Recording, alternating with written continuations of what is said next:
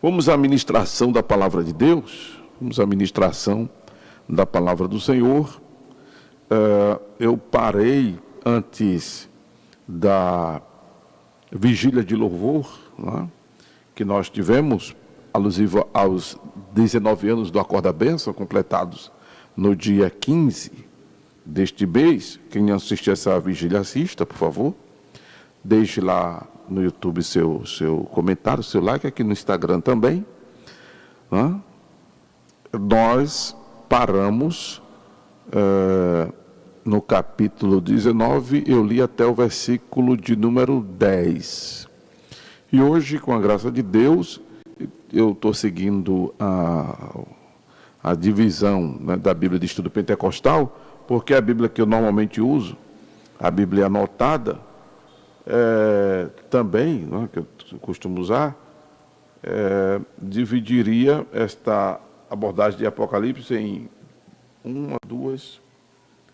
em três partes, mas eu resolvi adotar a divisão da Bíblia de Estudo Pentecostal, que divide até o versículo 10 e depois até o versículo, do versículo 11 em diante. Vamos ler Apocalipse capítulo 19, versículo 11 em diante. Glória a Deus. Glória a Deus. Apocalipse capítulo 19, versos 11 em diante. E vi o céu aberto, e eis um cavalo branco. O que estava sentado sobre ele chamava-se Fiel e Verdadeiro e Justo, e peleja com justiça. E os seus olhos eram como a chama de fogo, e sobre a sua cabeça havia muitos diademas, e tinha um nome escrito que ninguém sabia, senão ele mesmo. E estava vestido de uma veste salpicada de sangue, e o nome pelo qual se chama é a Palavra de Deus. E seguiam-no os exércitos que há no céu, em cavalos brancos, e vestidos de linho fino, branco e puro. E da sua boca saía uma aguda espada, para ferir com ela as nações. E ele as regera com vara, ou ele as regerá com vara de ferro, e ele mesmo é o que pisa o lagar do vinho, do furor e da ira do Deus Todo-Poderoso. E nas vestes e na sua coxa tem escrito este nome: Rei dos Reis e Senhor dos Senhores. E vi um anjo que estava no sol e clamou com grande voz, dizendo: todas as aves que voam pelo meio do céu, vinde e ajuntai-vos à ceia do grande Deus, para que comais a carne dos reis, e a carne dos tribunos, e a carne dos fortes, e a carne dos cavalos e dos que sobre eles se assentam, e a carne de todos os homens, livres e servos, pequenos e grandes. E vi a besta e os reis da terra e os seus exércitos reunidos para fazerem guerra àquele que estava sentado sobre o cavalo e o seu exército. E a besta foi presa, e com ela o falso profeta, que diante dela fizera os sinais com que enganou os que receberam o sinal da besta e adoraram a sua imagem. Estes dois foram lançados vivos no ardente lago de fogo e enxofre, e os demais foram mortos com a espada que saía da boca do que estava sentado sobre o cavalo, e todas as aves se fartaram das suas carnes. Louvado seja o nome do Senhor Jesus Cristo. Bem, lembrando que este capítulo 19, ele acontece já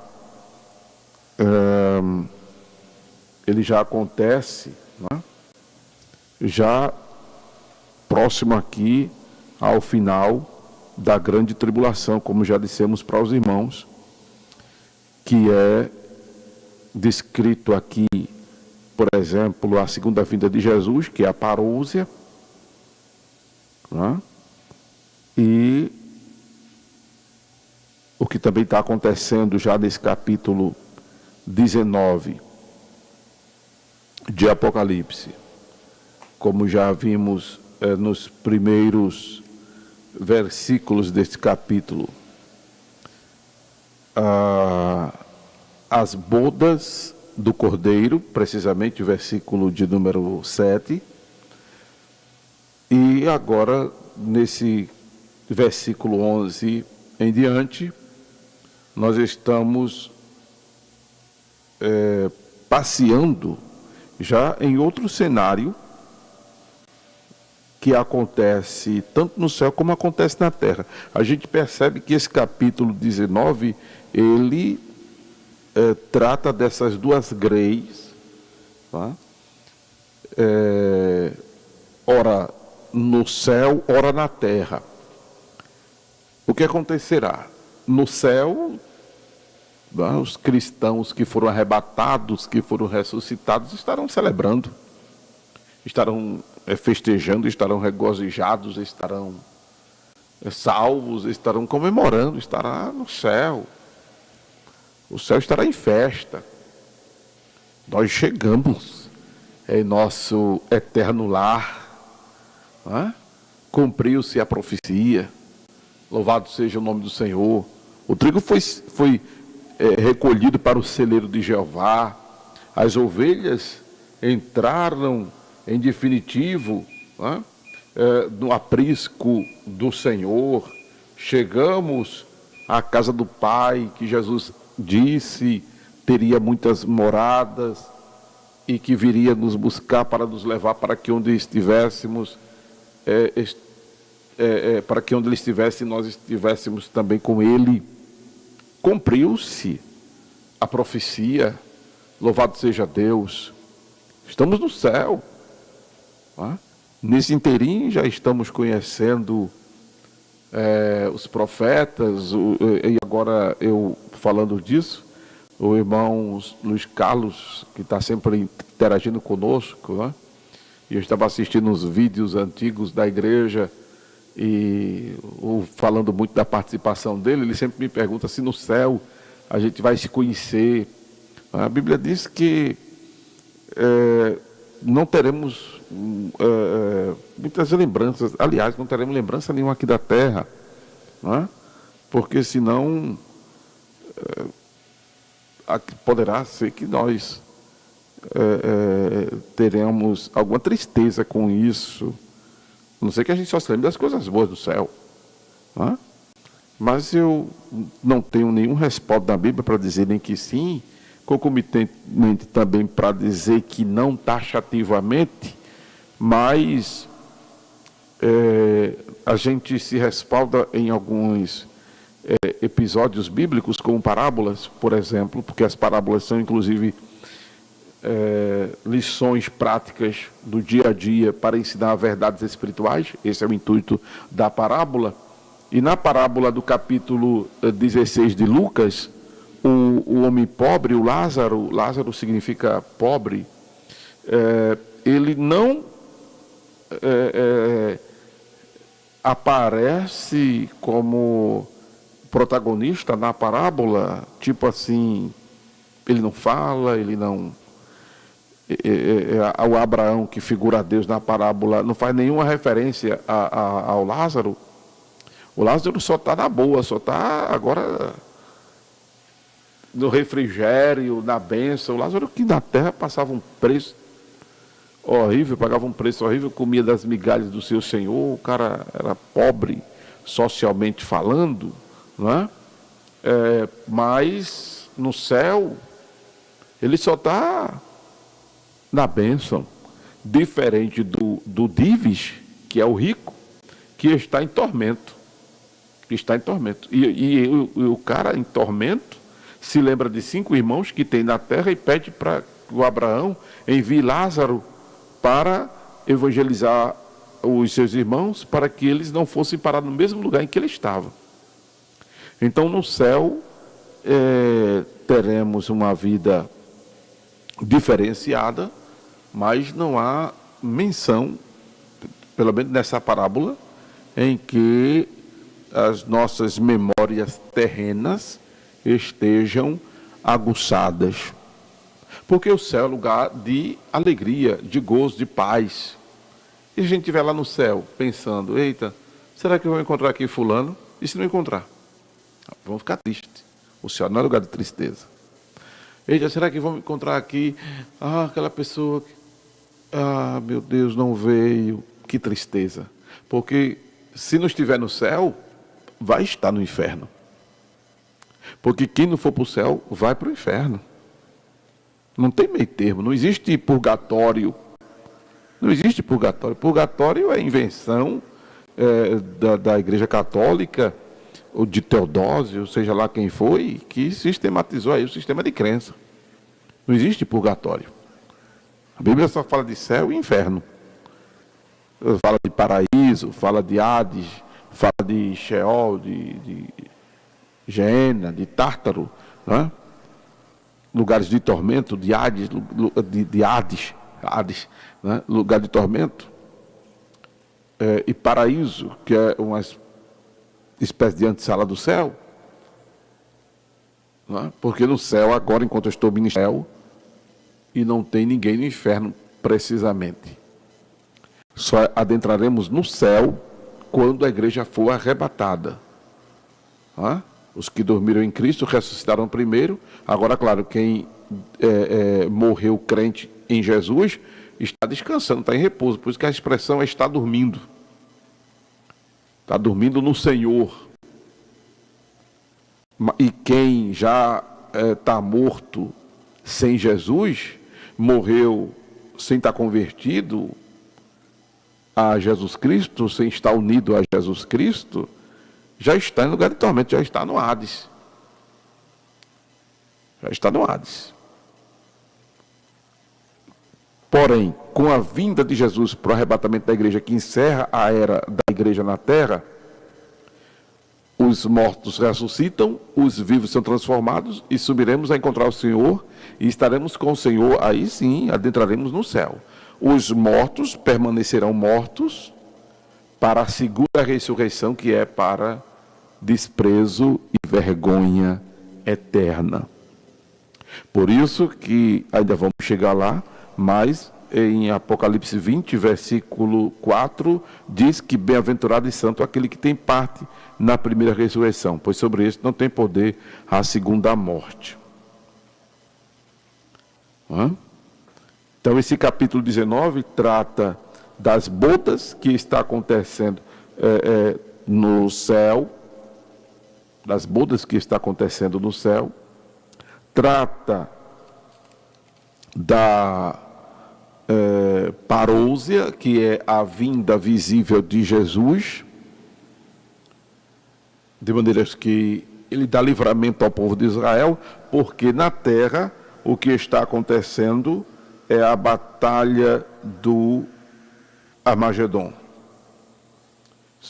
A situação, lembrando que eu estou mencionando aqui, o contexto do capítulo 19 de Apocalipse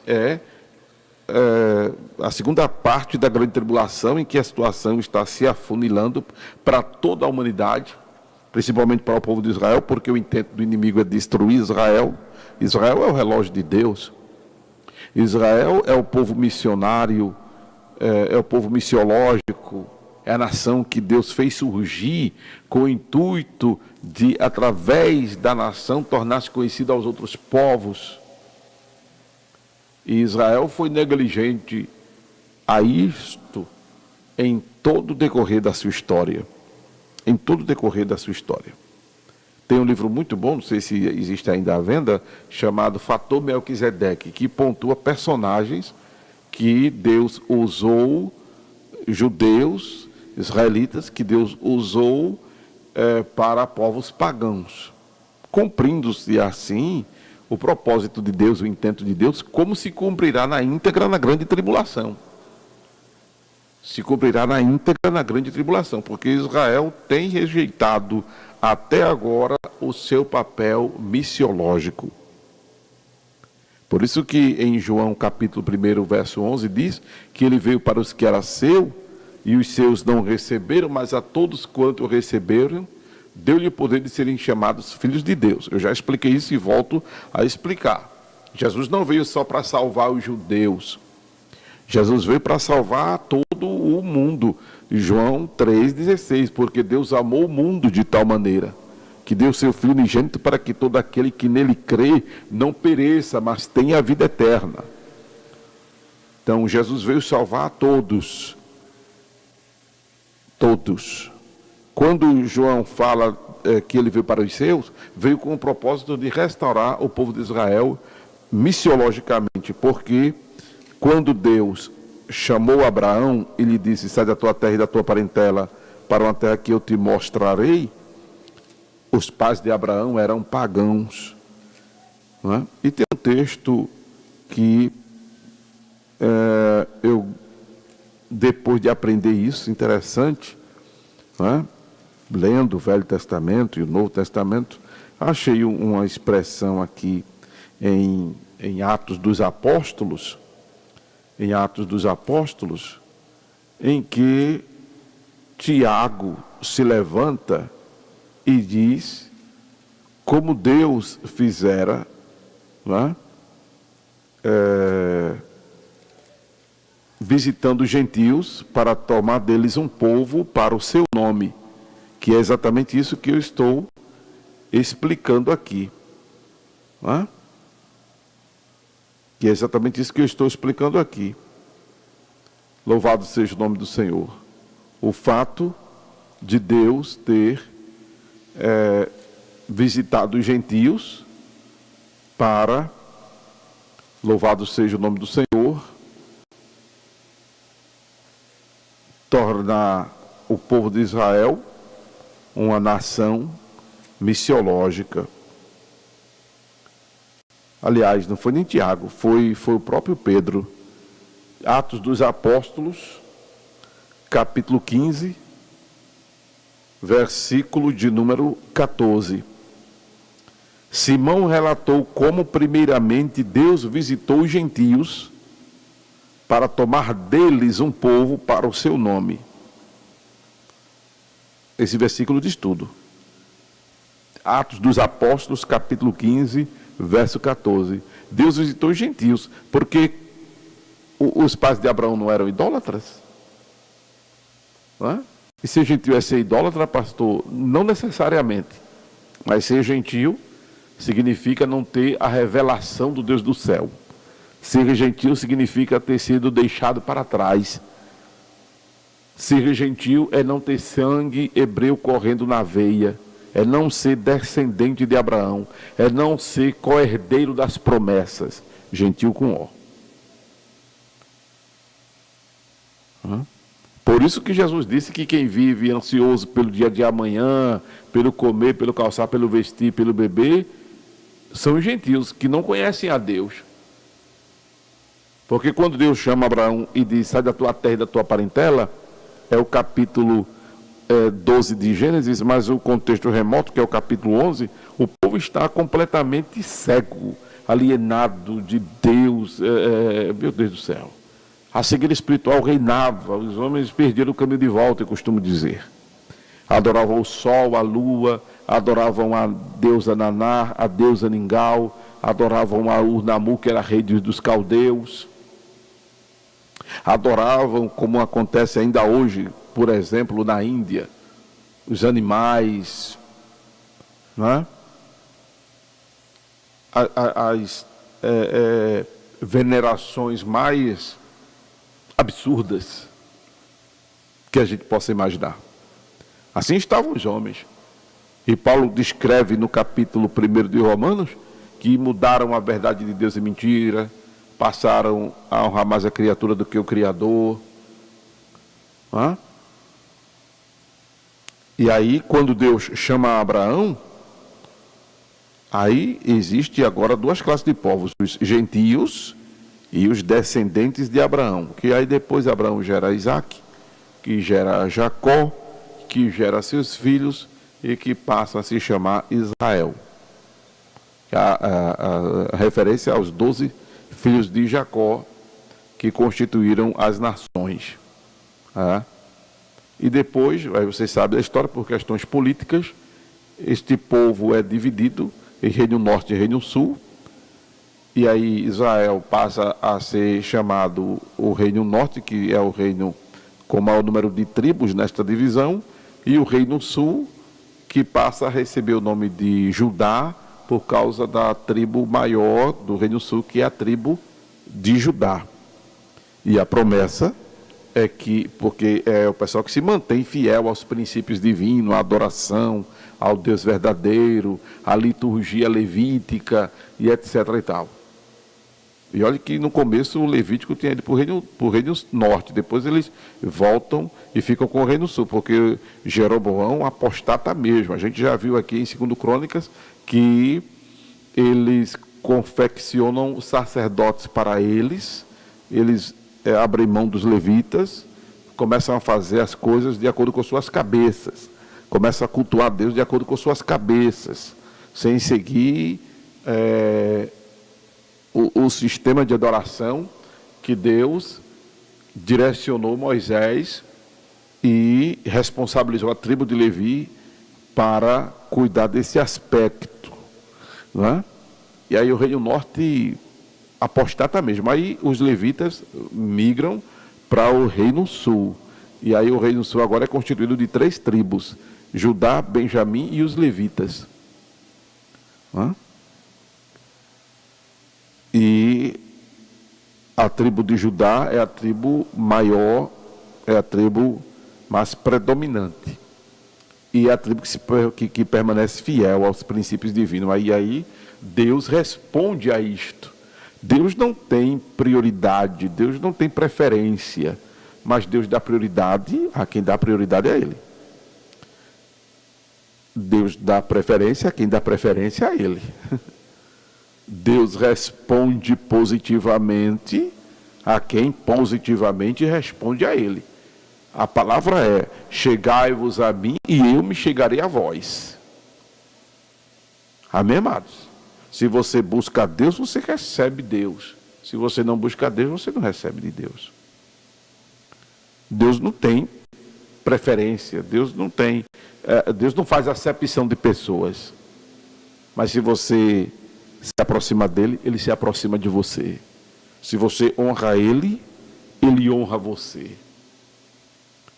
Louvado seja o nome do Senhor. Louvado seja o nome do Senhor. E aí a tribo de Judá, ela dá essa resposta positiva a Deus, e Deus dá essa resposta positiva à tribo de Judá. Aí a promessa vem de que é da tribo de Judá que virá, ou que veio o Salvador do mundo, né? Que viria o Salvador do mundo, como veio o Salvador do mundo. Como está escrito em João capítulo 4, Jesus mesmo disse: vocês não sabem que a salvação vem dos judeus? Por causa de Jesus, que é da tribo de Judá, descendente da tribo de Judá. E vem dos judeus porque é a partir do papel messiânico do povo de Israel em geral, que o Deus do céu, o Deus da glória, deve tornar-se conhecido. E isso acontecerá piamente na grande tribulação, porque nenhum dos planos de Deus pode ser impedidos, nenhum dos seus propósitos podem ser frustrados, porque Deus é fiel. Deus é fiel. Quando Ele diz, Ele faz.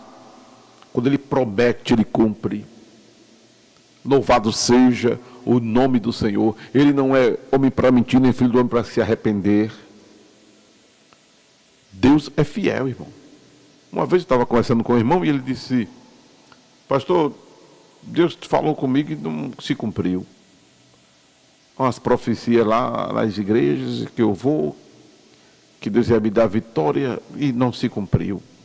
Eu disse: meu irmão, não foi Deus não, foi qualquer outra coisa. Foi qualquer outra personalidade, menos Deus. Porque Deus, irmão, é fiel. Deus é fiel, amados. Ele vela pela palavra dele para cumprir. Deus não é agente, não. Deus é fiel.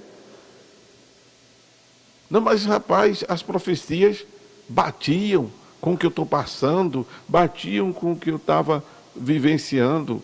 Bem, mas se não se cumpriu, não foi Deus. O diabo tem enganado muita gente. O diabo ele não é onipresente, irmão, mas ele, entenda, é um anjo que foi expulso do céu, junto com ele veio um bocado de anjo também. A Bíblia diz que veio como que a terça parte das estrelas, então é demônio demais na terra. Então os demônios não são oniscientes, mas eles são velozes. Então trocar informação, esse negócio de caboetagem é negócio do demônio, porque eles são assim. Eles são assim. E o diabo sabe o que a pessoa está buscando, está querendo. Eu já disse muitas vezes que não, preste atenção, não estou dizendo que os psicanalistas, os psicólogos sejam do diabo, mas não tem ninguém que faça uma melhor leitura da gente, do comportamento, porque o comportamento fala, o corpo fala, as vestes falam, não é? E o diabo fica analisando a gente, não pense que não, além de escutar o que a gente às vezes fala a qualquer pessoa, ou fala por aí, não é? O diabo sabe o que é que você está querendo, aí ele vai, de repente, conduzir você para um tropeço, para um engodo, para uma confusão.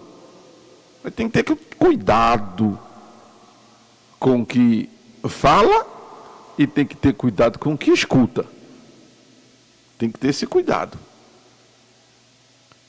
Porque o espírito do engano está solto. O diabo é um safado. Não é? E eu digo que ele é safado mesmo. Eu estou numa batalha espiritual muito grande e eu fui fazer uma oração. Já passou para segunda-feira? Hoje não, hoje ainda é domingo. Fui fazer uma oração hoje, em um determinado lugar, e orei, porque eu venho nessa campanha de jejum, por esse propósito, e fui orar, no lugar em que eu precisava ir orar por alguém. E eu não tenho acesso a este alguém, eu não consigo chegar perto deste alguém, eu não consigo tocar neste alguém como eu queria, impor as mãos. Mas orei, como eu quis orar, apareceu pessoas para olharem, para verem, e aquilo para mim serviu como testemunho de que presenciaram o meu ato de fé. E orei. Orei durante esses 17 dias de jejum, que vamos para 20 dias. E orei. E eu confesso a vocês que quando eu saí do ambiente da oração, o meu corpo, irmão, estava sentindo o impacto da batalha espiritual. Estava sentindo o impacto da batalha espiritual no meu corpo. Sabe, ficando quase que dispneico, que é dificuldade de respirar, ataque cardíaco, que é o coração acelerado, sabe, estava sentindo o impacto da batalha espiritual no meu corpo, porque o inimigo, ele não presta, e ele já está destruído, em nome de Jesus Cristo, ele está destruído. Por isso que está escrito em Apocalipse 12:12, que ele já sabe, vamos lá, Apocalipse 12:12, que ele já sabe que tem pouco tempo. Apocalipse 12:12.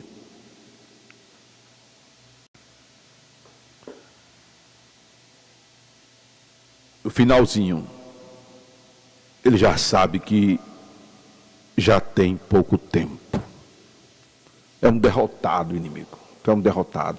Tu é um otário, tu é um derrotado. E eu digo isso debaixo do poderoso nome de Jesus. Eu digo isso porque o Altíssimo é a minha habitação. Eu digo isso porque estou abrigado no esconderijo do Altíssimo e estou à sombra do Onipotente. Louvado seja o nome de Jesus. Eu senti o impacto da batalha. Louvado seja o nome do Senhor. Louvado seja o nome do Senhor. Então, voltando aqui, aleluia, a Apocalipse, capítulo de número 19, a parte que lemos, louvado seja Deus, do versículo 11 em diante, em que João diz ter visto o céu aberto, exatamente porque ele está contemplando já na visão, não é? Porque eu volto a dizer, Apocalipse não significa tragédia, Apocalipse significa revelação, apesar do cenário catastrófico com a abertura dos selos, o toque das trombetas e o derramar das taças, que nós já temos visto tudo isso, né? Em que realmente será muito trágico, tenebroso, catastrófica as situações. Mas o livro de Apocalipse trata-se de revelação, de mostrar o que está oculto, e antecipar estes acontecimentos, não é?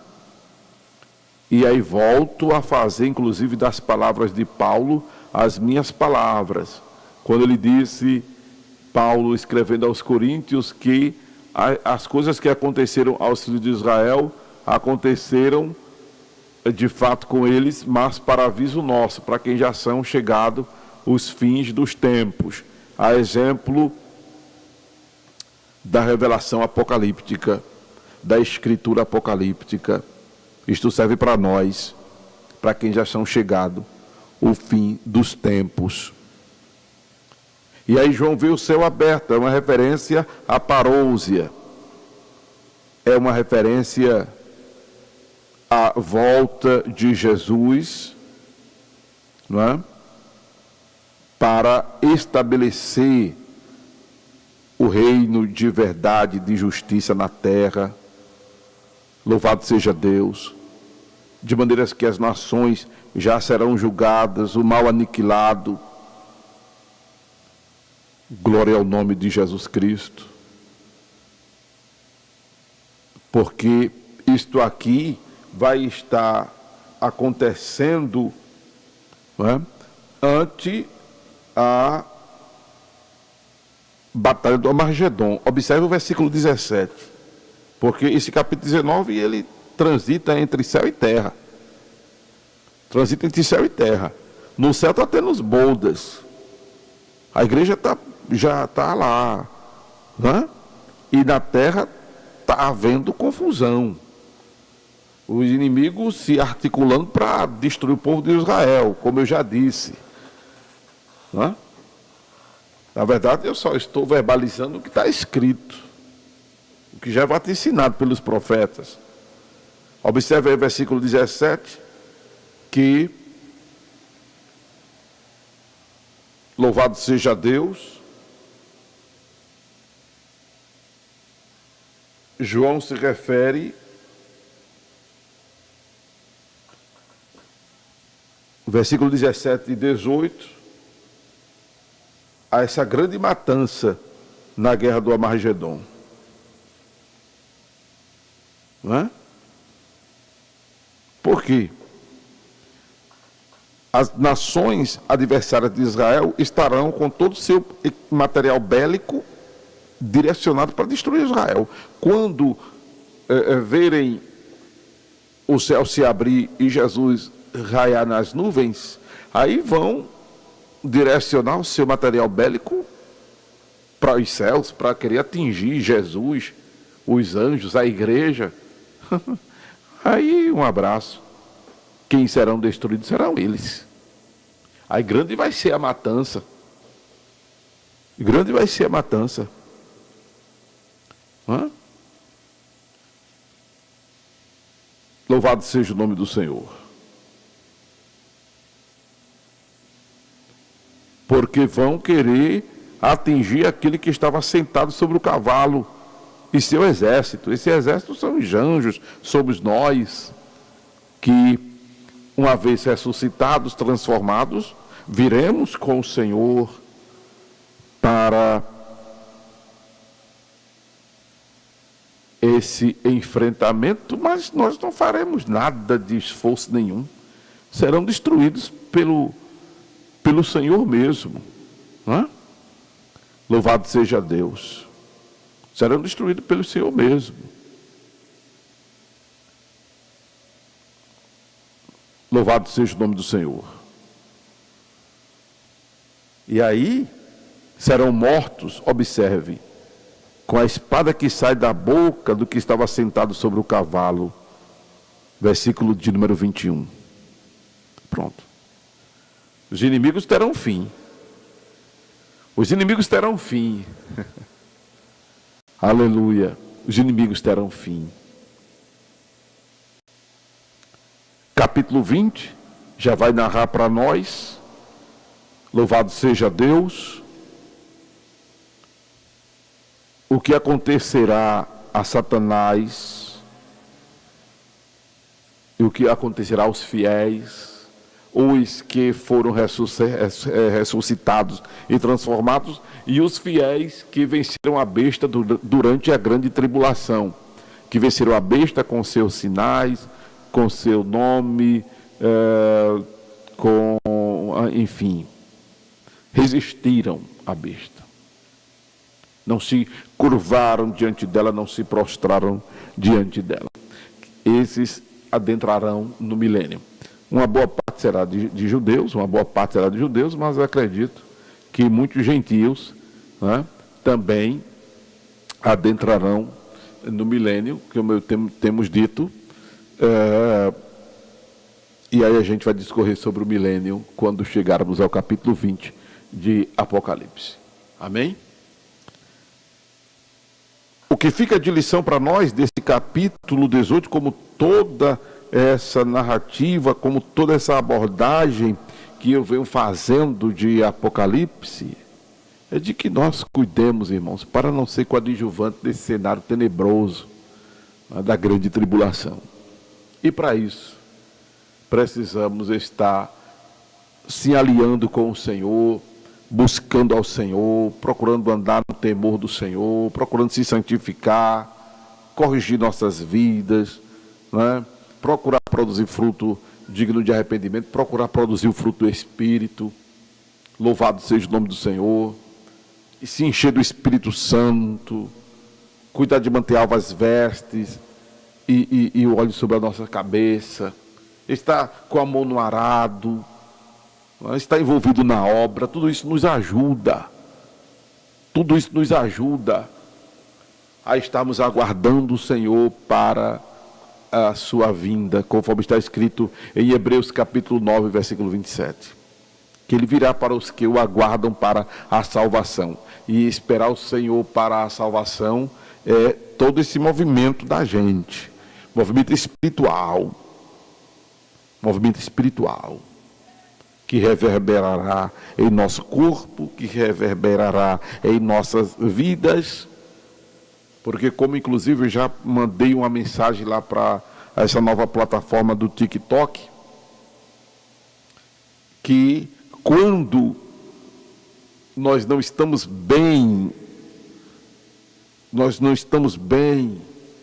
nos estressamos, e ao nos estressarmos, liberamos cortisol para a nossa corrente sanguínea e aí adoecemos, somatizamos os problemas, e aí isso acaba reverberando em nossa espiritualidade. Isso acaba reverberando em nossa espiritualidade. Porque aí que é o que tem acontecido, afetado muitas pessoas no desânimo da caminhada. No desânimo da caminhada, gente sem forças para estar caminhando, sem forças para estar orando, louvando a Deus, lendo a Bíblia, fazendo a obra. Gente que tem desistido do caminho. Tem gente, irmão, que nem se apercebeu, está fora do caminho, que nem se apercebeu. Tem gente que nem se apercebeu quanto tempo faz que não vai à igreja. Tem gente que nem se apercebeu quanto tempo já faz que não foi a uma igreja. Tem gente que nem se apercebeu quanto tempo já faz que não tomou ceia. Tem gente que nem se apercebeu quanto tempo já faz que nunca mais dobrou o joelho para fazer uma oração. Tem gente que nem se apercebeu o quanto está mal espiritualmente. Porque está mal espiritualmente. Quando nós não estamos aplicados à devoção, estamos mal espiritualmente. Não é? E tem gente que nem se apercebeu. E tem gente, irmão, que agora, de repente, está me ouvindo, não sei. Acordou e disse, meu Deus. Não estou dizendo acordou do sono RAM, do sono, esses outros sonos aí, não é do sono físico, não.